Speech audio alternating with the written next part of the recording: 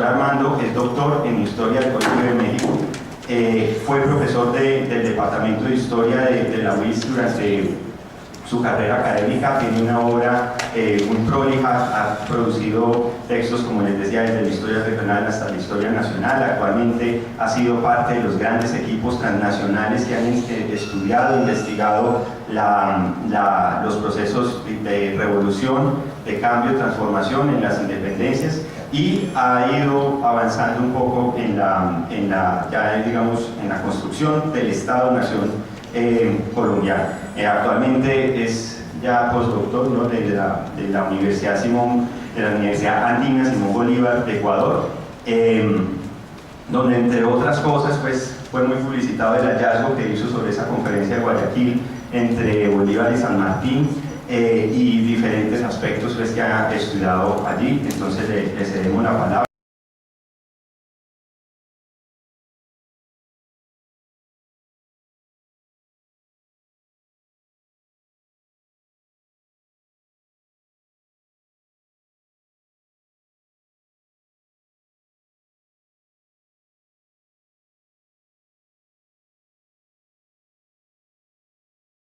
Buenas tardes y muchas gracias por la invitación, Claudia y Sebastián. En la tarde de ayer, en Armenia, yo empecé mi charla hablando básicamente del régimen parroquial, es decir, la historia local mínima que se puede hacer en Colombia, de una local, que es una parroquia. Y puse como un ejemplo el caso de la parroquia de Jordán, Sube, en Santander, que en el censo del 2005 arrojó 1.400 personas.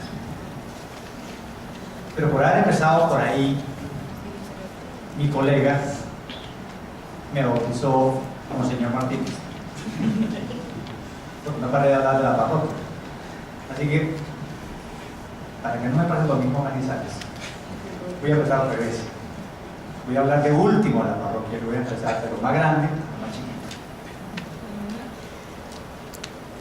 Yo creo que uno de los grandes problemas al hacer historia local o regional es una tradición de darle un contenido semántico espacial a los conceptos.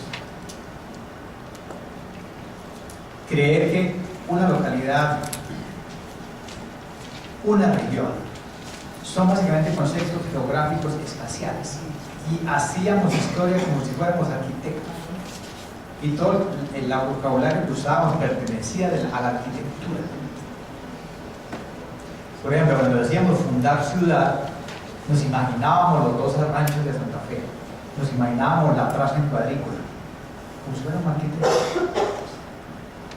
Entonces, la charla de hoy mía va a ser tratar de mostrarles que eso es un error, porque realmente los poblamientos humanos no son fenómenos arquitectónicos, espaciales, geográficos, sino son fenómenos del poder.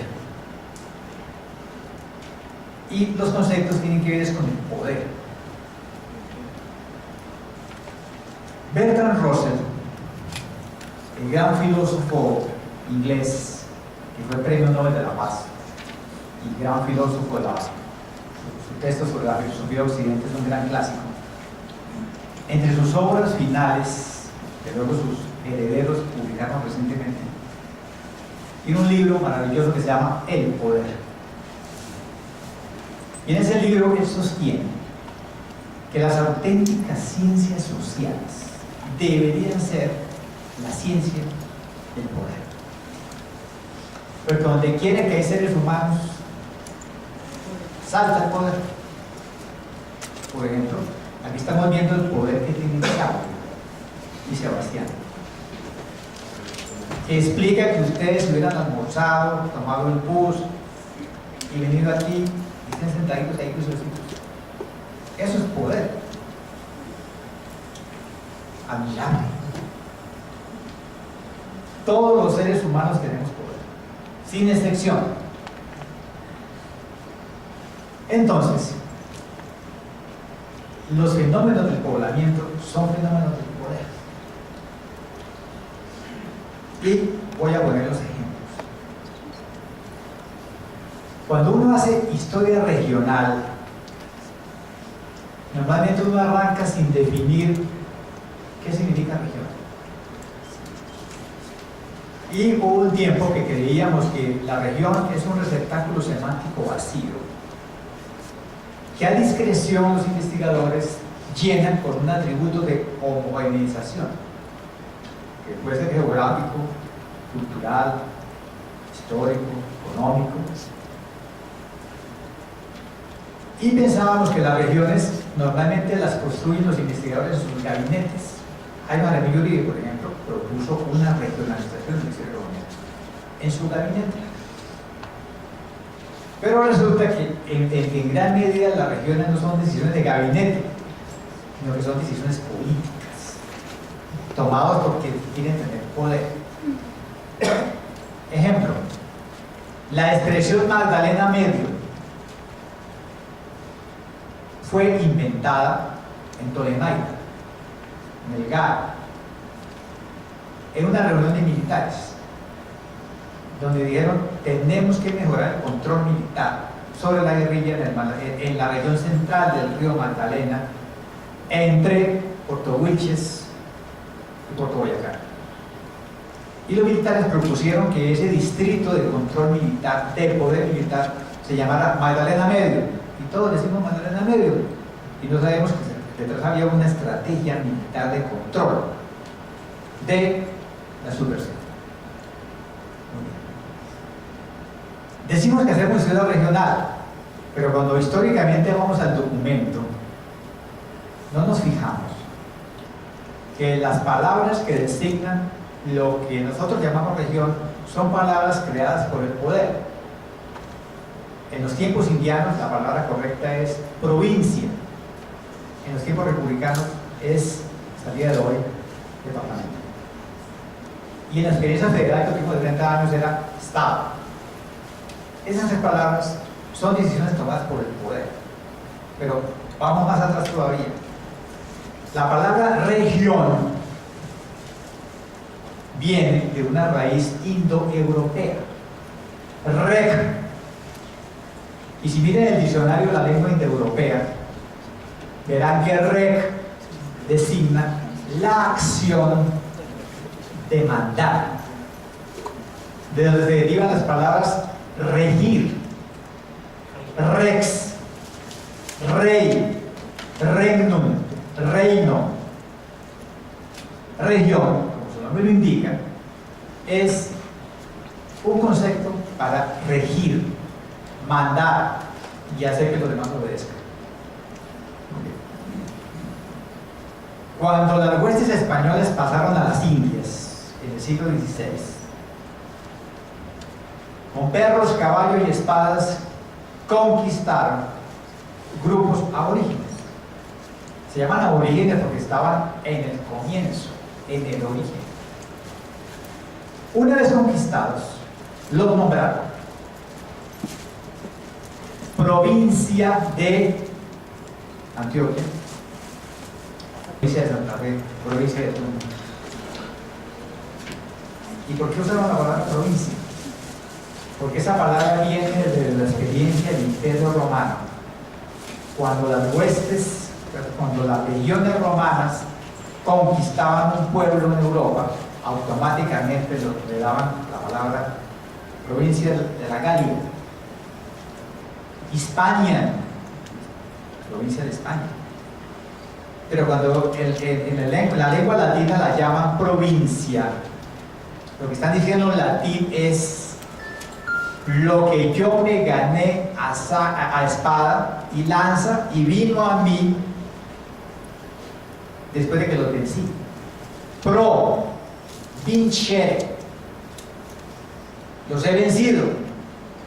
Vino al imperio porque los vencimos.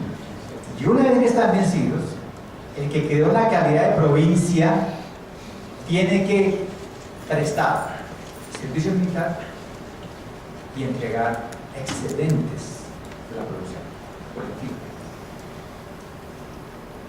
Con la experiencia romana que habían experimentado en la península ibérica, la provincia Hispanorum, la Bética, se aplica el mismo lenguaje.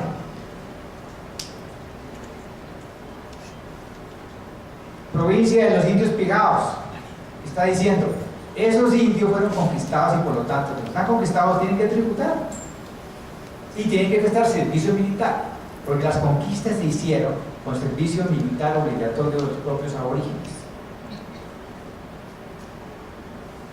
Por lo tanto, provincia no designa una espacialidad, designa un grupo humano que fue conquistado, independientemente de dónde estaba el río.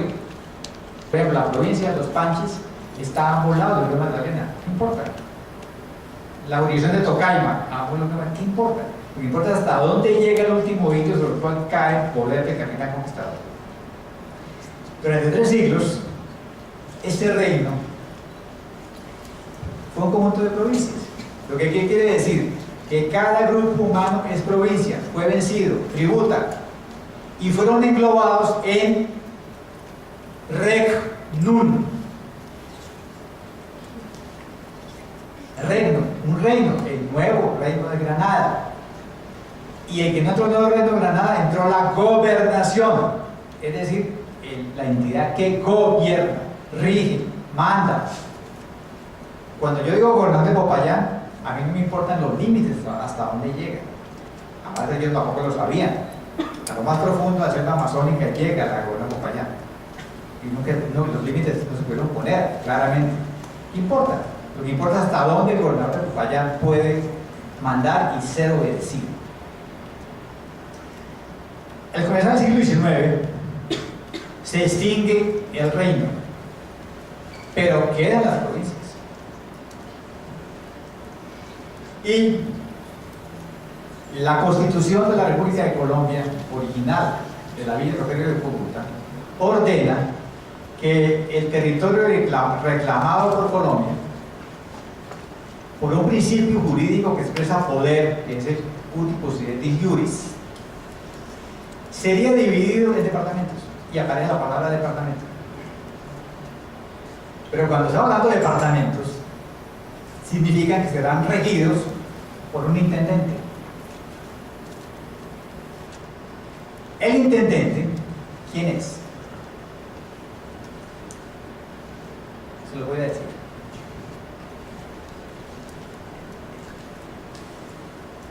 Al general Bolívar le preguntaron, general, ¿y cuál es el manual de funciones de un intendente? Y él dijo con toda la desfachatez de afrancesado neoborbónico: lean la ordenanza de intendentes de la Nueva España de 1739. Ahí está todo.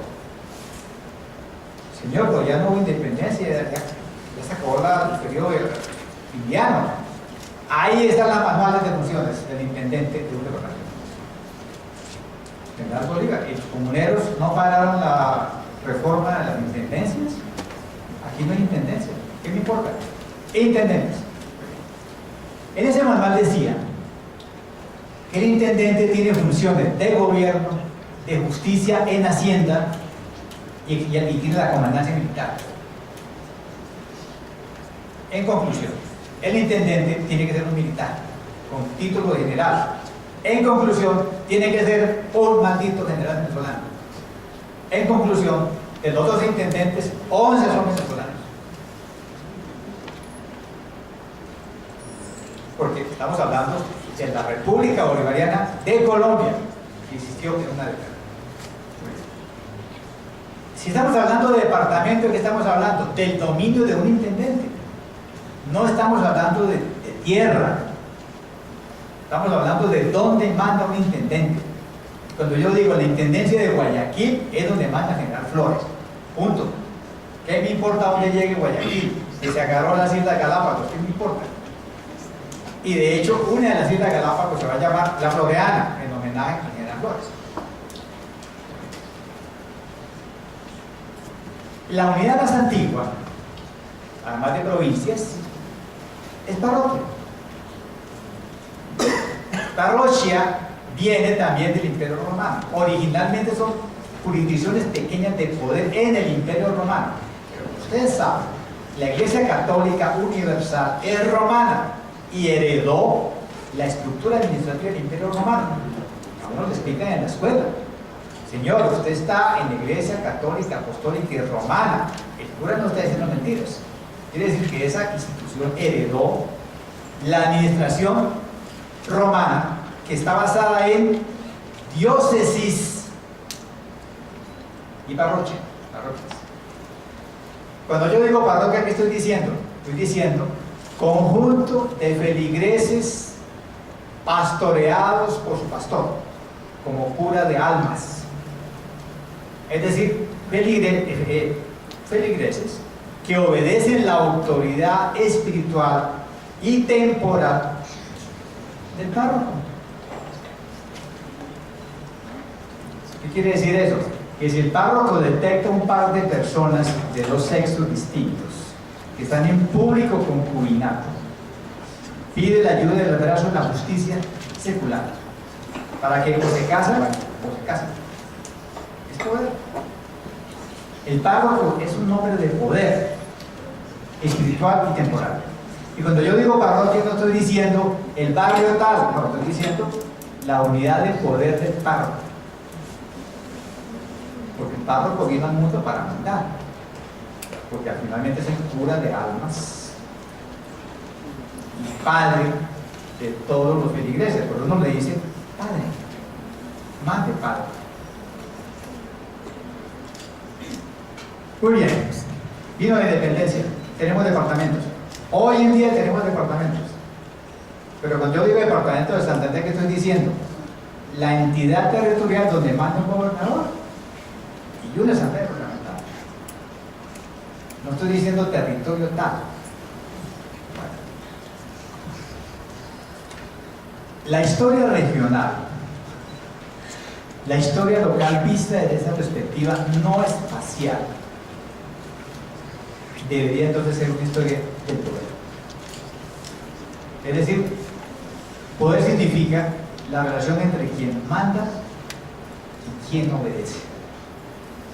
Porque la política es la convivencia de personas que somos todos distintos, pero por el equilibrio desigual de poderes, unos resultan mandando y los demás obedeciendo. Historia regional, bien sea la parroquia, el municipio, la provincia, el departamento, el Estado federal, son entidades de poder. Y por lo tanto, la verdadera historia sería la historia del poder en esa entidad. La pregunta sería entonces no es ¿hasta dónde llega el límite de la provincia de Tunja? ¿Qué importa? Es ¿hasta dónde llega la mano del poder del gobernador de Tunja? Eso es lo que tiene importancia. Como tuvo importancia en el siglo XVI, ¿hasta dónde llega la mano de la justicia del cabildo de Santa Fe de Antioquia? ¿Y dónde no puede poner la mano? Este cabildo. Es decir, lo que importa es la mano del poder. Si transformamos la historia espacial en la historia del poder, encontraremos ahora sí los seres humanos, es decir, los que están mandando y los que están obedeciendo. Pero ahora viene una pregunta, ¿y aquí dónde entra la historia nacional? La historia nacional es muy reciente. 200 años vamos a cumplir en el 2021 y haber tenido la primera constitución de la nación colombiana, o sea que es muy reciente. Y lo que tenemos atrás es la historia de la monarquía católica en sus dominios indianos, es decir, en sus reinos y dominios indianos. La historia nacional es otra historia, también de poder, y es la construcción de una nación, como su nombre lo indica. Pero una nación es algo que no estaba en el comienzo de los tiempos, sino algo que alguien inventó. Y yo creo que el publicista más importante de la nación colombiana sigue siendo hasta el día de hoy Francisco Antonio Sea, aventurero antioqueño que tuvo la desfachatez de representar al reino de Guatemala en la primera constitución de la nación española en los tiempos de dominio napoleónico. Así son los paisas, mentirosos. O sea, ¿qué hacía representando a Guatemala en las Cortes de Bayón? Sin embargo, firmó como representante de Guatemala. Y luego, En Angostura fue vicepresidente del Congreso de Venezuela. Ahí está el país. ¿Usted qué hace representando? ¿Usted qué hace de vicepresidente del Congreso de Venezuela en Angostura? Altos antioqueños, son unos. Pero él publicó en el Correo de Orinoco una convocatoria a formar la nación colombiana. Y él lo dice de una manera maravillosa. Dice: ¿por qué no somos una nación si tenemos todo? 2 océanos, esmeraldas, diamantes, perlas, tierra, aguas, montañas, climas, mujeres bonitas. ¿Por qué no somos una nación? Y contesta él: que no nos da la gana. ¿Qué se necesita para ser una nación? Decirlo y hacerlo. Y dice una frase mágica: decir Colombia, y Colombia será. Un lingüista muy importante inglés, que tiene un libro que se llama Cómo hacer cosas con las palabras, que se llamaba John Austin, dice que los seres humanos tenemos unas proposiciones que él llama realizativas, en inglés performativas, que no son proposiciones verdaderas o falsas, como cuando yo digo, por ejemplo, hace calor. Ustedes dirán, falso o verdadero. No. Las realizativas son aquellas del tipo: se hace lo que se dice. Como cuando yo le digo a una mujer: me voy a casar contigo. Eso es realizativo. Hago lo que dije. Entonces no se pueden calificar de verdaderas o falsas, sino proposiciones con fortuna o desafortunadas. Discurso realizativo. ¿Por qué? Porque lo único que podría decir es proposición venturosa o desventurada. Y mientras los generales venezolanos y granadinos dijeron: seamos Colombia, Colombia existió.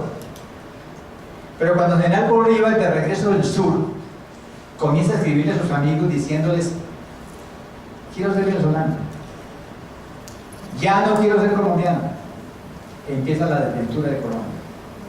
Y se murió en 1830, como ustedes lo saben. Pero para que Colombia se muera, Bolívar tiene que haber dicho primero: quiero ser venezolano, ya no quiero ser colombiano, me mamé de esta plaga de quiteños, guayaquileños y granadinos. No me quieren en Santa Fe, me dicen longaniza, no me quieren, me voy para Europa. Ahí muere Colombia. ¿Por qué seguimos siendo colombianos?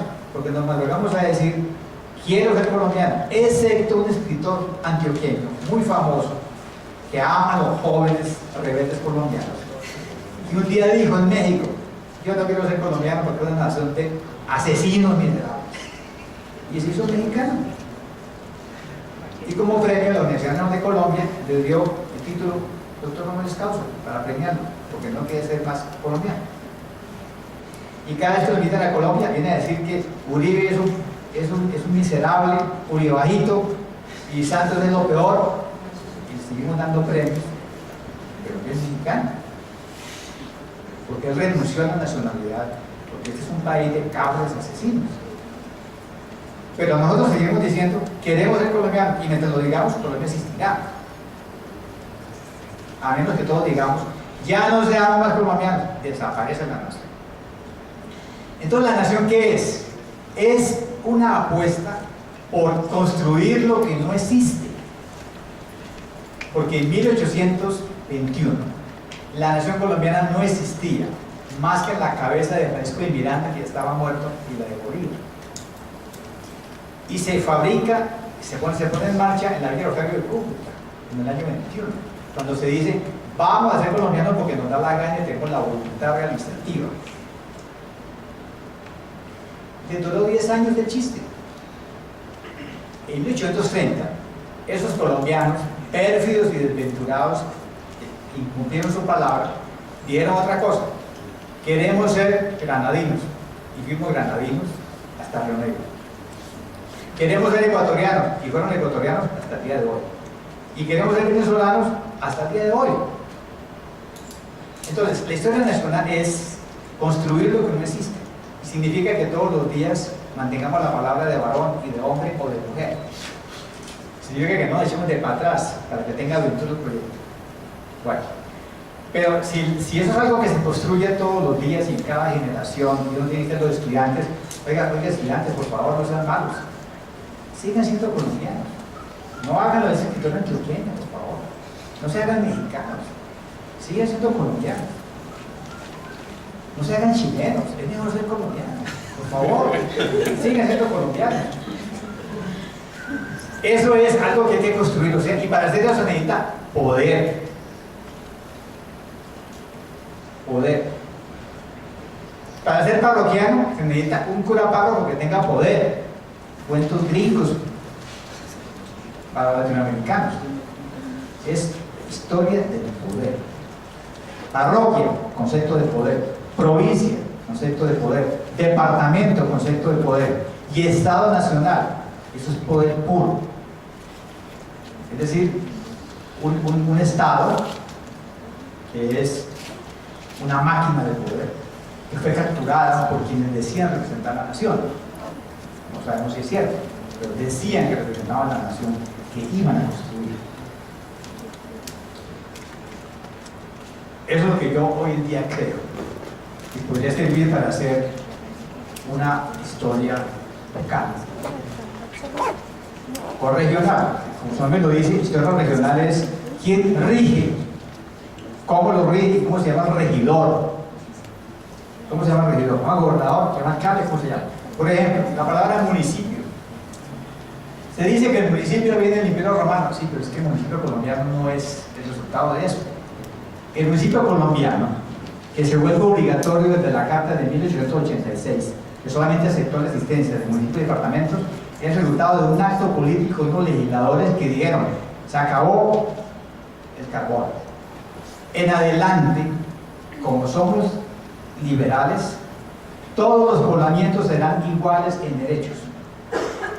¿Por qué? Porque el legado hispánico nos había entregado entidades de poder territorial jerarquizadas. Es decir, vale más la ciudad, en segundo lugar vale más la villa, luego vale más la parroquia y vale menos el pueblo de indios. Por lo tanto, nos entregó el Estado indiano una jerarquización política que va de la ciudad hasta la parroquia. Mi papá, que no soy historiador, lo sabía. Él decía: nosotros de Bucaramanga somos alpargatones parroquianos de la parroquia de San Laureano. Todos somos de alpargatica. En cambio, los señores de la ciudad de Vélez, esos sí son los señores bonitos, grandes, porque Vélez es ciudad desde el siglo XVI. Los de Socorro San Gil, miserables villanos, esos son villas. Y los demás, pueblos de indios llenos de liguas. Es decir, cada entidad era jerarquizada políticamente, pero los liberales empezaron en el siglo XIX que eso no podía ser, que cada poblamiento tenía que ser igual en estatus político, y la única manera es que todos se llamen municipios y destruyamos la jerarquización, y eso se logró en la Carta del 86, de tal manera que el municipio de Bucaramanga, tan orgulloso, vale lo mismo en tanto municipio que el municipio de Sur.